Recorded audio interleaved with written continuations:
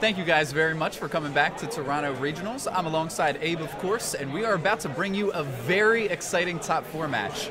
Quickly, before we talk about what's going on right now, we will be having a staggered top 4, meaning that you guys will be able to see both top 4 matches, and then we will proceed into the finals. I want to give you the microphone, my friend, because I know it's your friend who is in the top 4. Congratulations to Josh Lorsey. Tell me a little bit about his team and a little bit about his journey. We have up for you guys Josh Lorsey and Ian McLaughlin. Both really good friends of mine. Josh, great friend. He's running circuitry. Ian, also a great friend, also running circuitry. We have double circuitry. Before this tournament started, obviously circuitry is a very good Pokemon. It's capable of winning, but I had never thought that 2 would have made it to the top 4. How did that happen? Honestly, I think people just were not prepared for how powerful it can get. These 2 players, I know Ian's been using circuitry for a really long time. Josh just started using it. They've both told me, like, no one's prepared for it. It just deals so much damage. You try and set up a Porygon 2 on it. We saw it yesterday. Just take out that Porygon 2 immediately. We saw circuitry just absolutely destroy that Araquanid, that Tapu Koko, like everything it's been doing on stream has been so good. But we do have a really interesting match coming up. One thing I want to talk about, Tapu Lele and Hariyama. I know these 2 guys run incredibly different teams despite both using circuitry. And this is going to be really interesting because I know we saw yesterday Josh relied really heavily on Hariyama.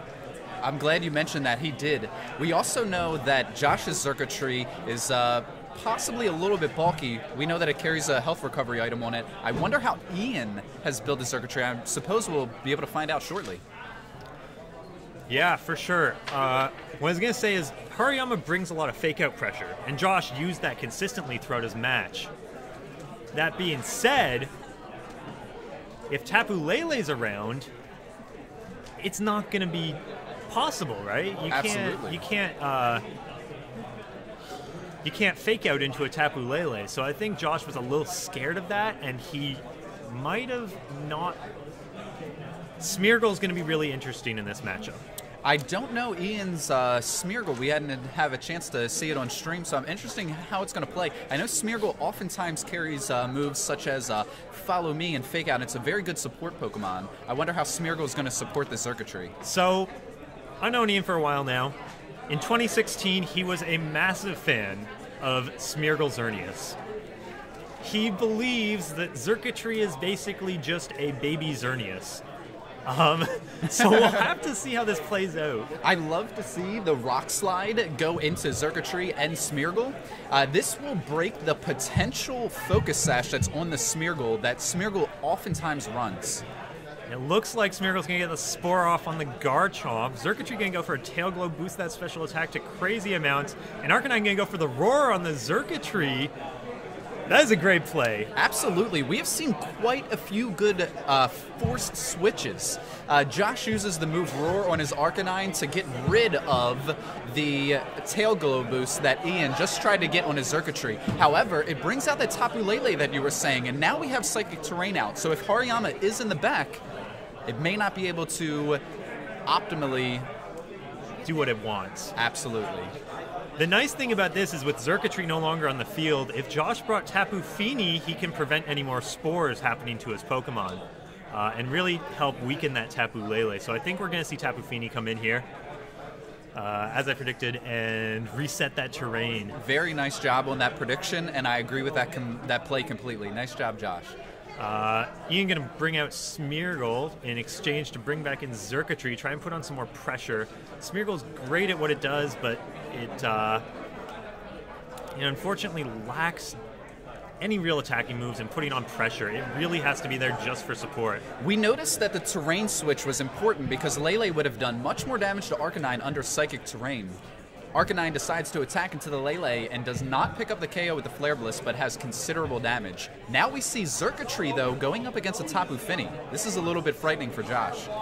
For sure. If you're Josh in this situation, I imagine that you have to...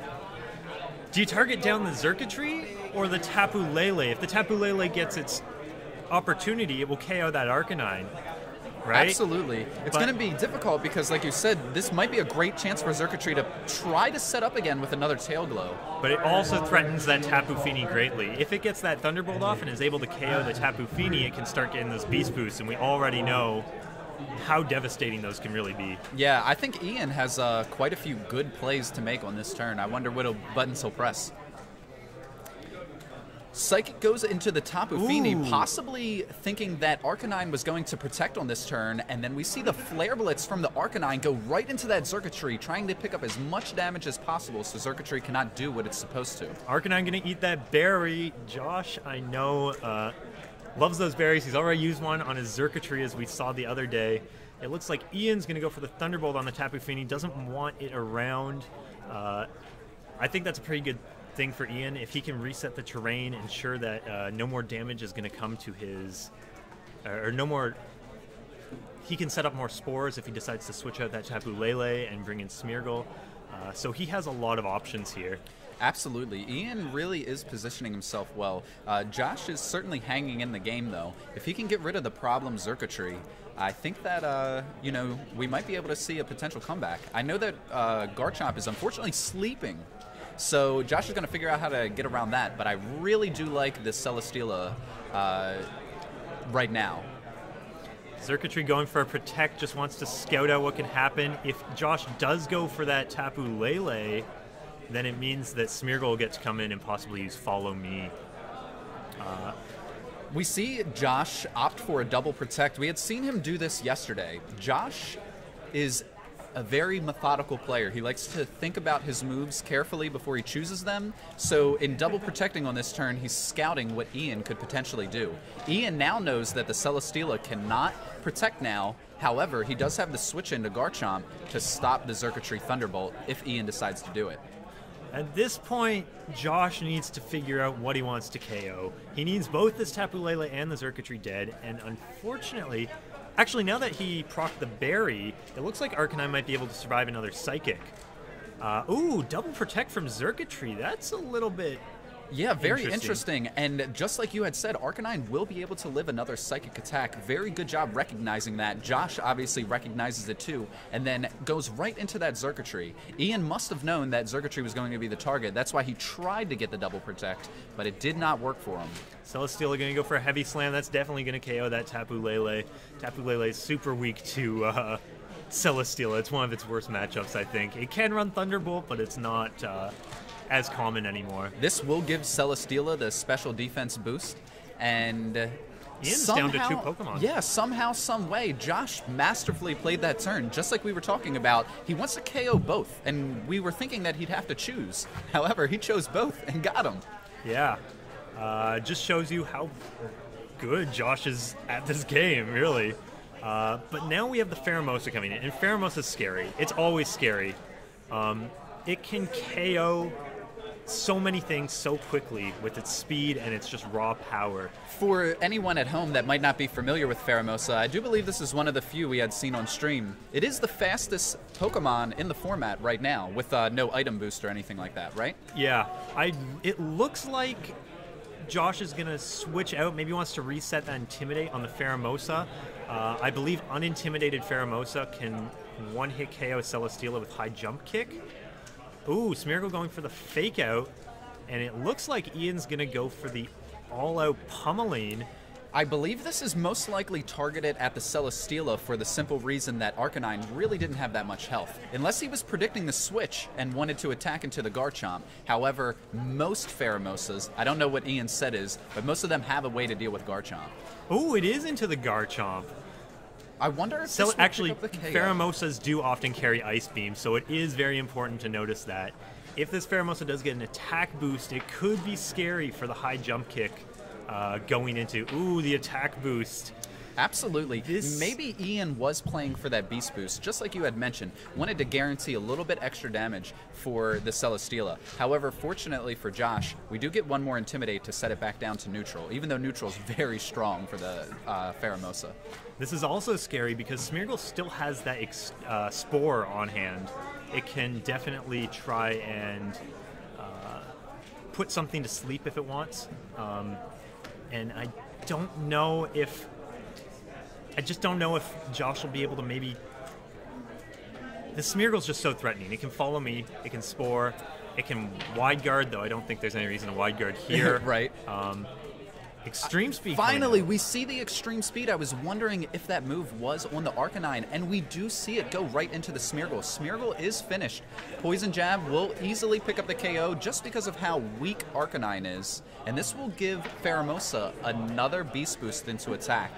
However, we'll have to see what Celesteela does, and Celesteela goes for the Flamethrower. This will knock Pheromosa either down to 1 HP or KO it, and that's it. Good job, Josh. Yeah, very well done by Josh. Abe, when you are Josh and you're down, and you know that you're staring down a Xurkitree and a Lele, how do you make the play to attack into both targets? Because it could have went so south for you. Was he just in a position where he needed to gain advantage back, and he did just that? I think it was really important for Josh to proc that berry. Earlier we saw the Tapu Lele knock the Arcanine down to a range where another Psychic would KO, but not a range where the berry would proc. Josh really recognized there was a certain turn where he Flare Blitzed to knock himself down to the berry when the Tapu Lele didn't target him, and that gave him enough HP to then go and survive the next Psychic and take out that Xurkitree on the next turn. So that just shows really masterful play of knowing when the berries activate, what the speeds are, and just the damage output and recoil damage that he himself was taking.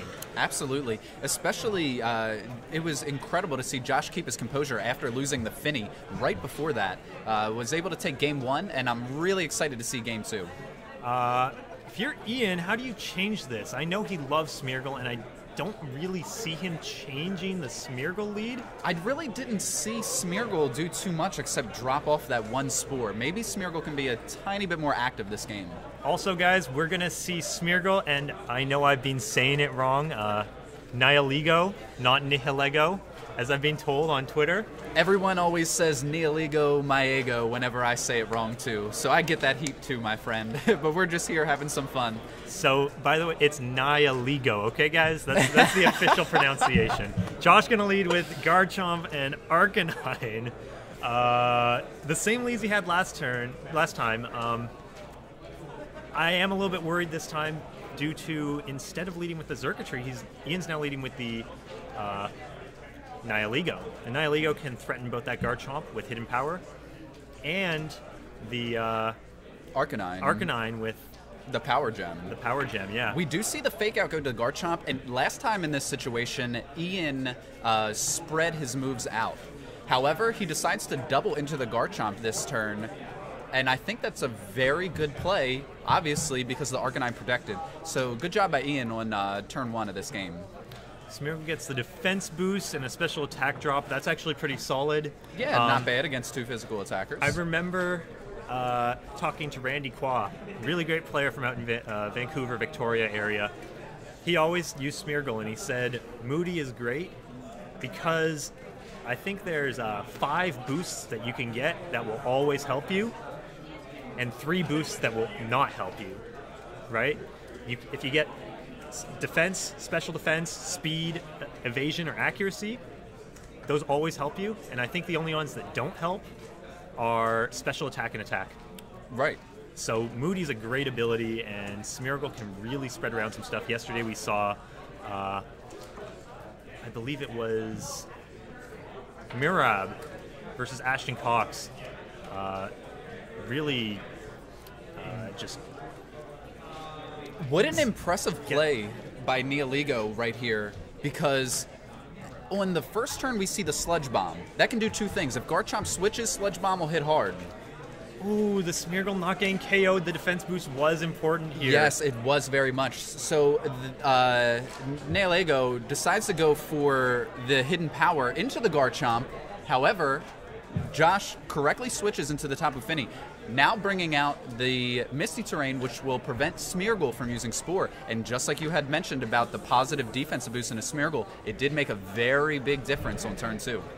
I definitely think that Josh has predicted correctly twice now. On the first turn, he easily could have had a very difficult situation by protecting the Arcanine and having the Nihilego hit into his Garchomp with that hidden power, but he managed to correctly predict it. Celesteela switching in for Josh. Josh just positioned himself in a great way. Nihilego and Tapu Lele can do almost nothing to this Pokemon, so Josh really has any option he wants with this Celesteela. It was a great switch. Absolutely. We do see, though, for Ian's side, the Psychic Terrain is now active. So if Josh does not change the terrain soon, Lele will be a little bit more powerful than it was last time. Tapu Fini coming back in. I think Josh is a little bit scared of that Smeargle maybe coming back in and hitting Spore. We're going to see who Celesteela goes for. In my personal opinion, I think Nihilego is the more threatening Pokemon here. Tapu Lele going for a Psychic onto the Celesteela, not a lot of damage. Heavy Slam into the Nihilego. You did know what Josh was going to do. However, like you said at the beginning of this turn, Celesteela has good options against both of Ian's Pokemon that are in play right now. I really like the switch in from Josh to change the terrain, specifically because if Ian wants the Psychic Terrain back, this means Lele needs to come out. Josh is doing really great at shutting down a lot of Ian's options in the Spore, in the Smeargle with Tapu Lele, and I think it all came. He even started with what I considered a pretty bad lead matchup start. He easily could have gotten his Garchomp knocked out on turn 1 with that Fake Out plus Hidden Power. So really good on him to recognize that. That change. Absolutely. And really make these predictions. It was a very close to coming to a knockout. However, Josh. Tapu Fini gets into range to eat the berry. I think that Smeargle came back in play knowing that it was, with the Misty Terrain out, it's going to be very difficult to reset the terrain and get a Spore in the same game. So I do like the switch into Smeargle, but not being able to pick up the KO is very difficult for Ian. Oh man, that was rough. I know Josh, what is that? I think that's the third 50% berry we've seen. We've seen it on Arcanine. We've seen it on Tapu Fini. I believe, did we see it on something else? I can't remember if we saw it on something else yesterday. I don't think we did see it yesterday. But even I'm trying still, to think. That is insane. He has already taken out one of the major attackers against him. But this Pheromosa is coming in. Pheromosa is always scary to play against. Absolutely. We know that Ian has a physical Pheromosa, however, so switching into Arcanine may not be a bad play whenever Josh decides to do that. Yeah, the worry is, though, we already saw that Pheromosa. I think we saw it use Poison Jab on the Garchomp, right? Yes, we did. Last round. Or Arcanine to pick up the KO. Or Arcanine, yeah, sorry, to pick up the KO. Oh, switch out directly into Tapu Lele. I think Ian wants to go for a Spore here. Yes. Trying to reset the terrain. And didn't want Josh to maybe just to scare him into protecting or something. Last time we had seen this matchup, remember Celesteela on Josh's side flamethrowered into the Pheromosa. So will we see a flamethrower go into the Lele? That would be a wonderful switch if we do. Celesteela going to go for the protect. I think just worried about the Smeargle maybe sporing, knowing that Celesteela can be spored in Misty Terrain because it is a flying type. And this was a very complicated play that Ian had just done. Ian noticed that it's highly likely that the Tapu Fini will be switching out this turn. So he predicts that by switching into Lele, switching the terrain, and going for the Spore into that slot. Yeah, Picking up the sleep on Arcanine. That is very difficult to do and to envision in your mind, but it worked out perfectly. I think Ian really just wanted to bait out the protect from Celesteela, threatening that all-out pummeling, and just really, preventing Josh from just to be able to get off that Spore, right? Right, so Spore will still affect Celesteela in the Misty Terrain because Celesteela is a flying-type Pokemon. Yeah, it's This Smeargle is getting more and more scary as the seconds go on. This is the power of Smeargle. We've already seen it before. That Arcanine was one of the best options for Josh to knock out the Smeargle with extreme speed. We already saw that. But now you can see that with a faster Smeargle than both of these Pokemon, both of Josh's defensive Pokemon, Smeargle can really come in and start to wreck a lot of very important Pokemon. With the Celesteela temporarily neutralized by the Spore. Oh, Celesteela woke up. Turn 1, wake up. Unbelievable. Flamethrower into the Lele. So any chip damage at this point is good damage. I think he was predicting the Pheromosa to come in the Lele slot. Absolutely. If I was him, I'm not totally sure the damage calculations with Heavy Slam, but I feel like it would have been enough to maybe put Arcanine in range for an extreme speed. So my general opinion would be maybe go for that rather than the Flamethrower, really trying to make a big read. But this is scary now. Pheromosa's on the field. It still has that all-out pummeling. Tapu Lele can get a knockout on that Tapu Fini with Psychic. Yes, very complicated. How do you come back? Because you know that a Psychic's going to hit someone. Fortunately, the one thing that is going for Josh right now is that the Psychic terrain is not up for Tapu Lele. Yeah. That is one thing that we can say Josh has going for him, but Ian is well positioned with his 2 Pokemon in the field. I think Josh wants to preserve Tapu Fini just in case. Also maybe get that Intimidate off on the Pheromosa so that it's doing a little bit less damage. An all-out pummeling will for sure get that attack boost, though. And, you know, this is just an example and a testament to how good of a Pokemon that Arcanine is. Even when it's sleeping, it can still come in and make a difference because of its ability. Josh does make the correct play by switching the Arcanine into that slot, I believe, to take the Psychic. I thought that was probably his best option. And it looks like Pheromosa is going to go for the all-out pummeling. Will it target down? Yeah, I don't know. If it's Celesteela, I don't know if it'll pick up the KO. It will pick up the KO on the Arcanine. It does go for the Celesteela, and this should still be great damage, even though it is -1. I think it's not enough. Oh, my God.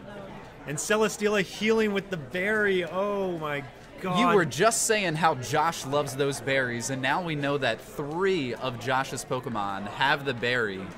Pheromosa could not pick up the KO, and we know that Pheromosa, because it has the Fight EMZ, does not have the Focus Sash, so 1 Flamethrower will pick up the KO. Ian, unfortunately, has found himself in a terrible position just 1 turn after being in a fairly decent position. I think we saw Josh bring Tapu Fini, Arcanine, and Celesteela. Oh, he led with the Garchomp. He has the Garchomp in the back, so he can easily come in and outspeed both this Tapu Lele and the Smeargle. Fake Out, of course, goes into the non-sleeping Pokemon. At this point, I don't know if Josh needs to keep the Arcanine because the Intimidate is not very useful. He does allow to have the Arcanine faint, so he can get a free switch into the Tapu Lele and the Smeargle. Uh-oh. So, guys, this is really important. Evasion boosts. This is the scariest part about Moody. This is the scariest part about Moody. If this keeps going, Smeargle might be able to do its Smeargle thing, stall out that Misty Terrain, start getting spores off, and avoiding attacks. And this is what makes the game scary. Of course, but this is also part of the reason why we love Pokemon so much. The Psychic goes into the Garchomp, and unfortunately, because the Psychic terrain is not out, it's just not enough to deal the damage. We do see the Ground EMZ. I have to believe it's going into the Lele. You know what I have to point out, though? I have to point out that Tapu Lele outsped the Garchomp, so it was Scarf Lele. Josh going to go for the Tectonic Rage on the Smeargle. Smeargle Z moves, I do believe, avoid evasion. They go around evasion. Absolutely correct, 100%. So just as you were saying, it's a chance that Smeargle can do Smeargle things. It won't allow him. So Josh did make the correct play. It may seem weird to Z move into such a low health Pokemon, but that was absolutely correct. So nice job, Josh. You really played wonderfully, and this is why you find yourself in the finals. Josh has not lost an entire set yet, and he is 9-0 for the tournament. I believe he only dropped 4 games yesterday. Yeah, so we get a quick preview of his. He had what? He had win-loss. He had 7 sets yesterday, and 4 game losses. That's incredible. By the way, guys, I also have to point out a mechanic some of you may not know. If a Pokemon uses Minimize for evasion, Heavy Slam, Stomp, and I think Steamroller are all moves that are guaranteed to hit a Pokemon that is used Minimize to boost its evasion. Just in case you guys were wondering, it doesn't work on Moody Smeargle, I believe, but it does work on Minimize Pokemon. That is very specific to know. However, I'm glad that you do know some of these intricacies. Like you had said, it was absolutely the correct play to Z-move into the Smeargle, just to guarantee that Josh could wrap up this match nicely. It's been absolutely incredible seeing Josh play. Unfortunately, we didn't get to see the circuitry from him, which we were really excited, but we did get to see the circuitry from Ian. We also got to see the Nihiligo from him as well, so it was great. We're going to be right back with an interview with Josh after his win over Ian.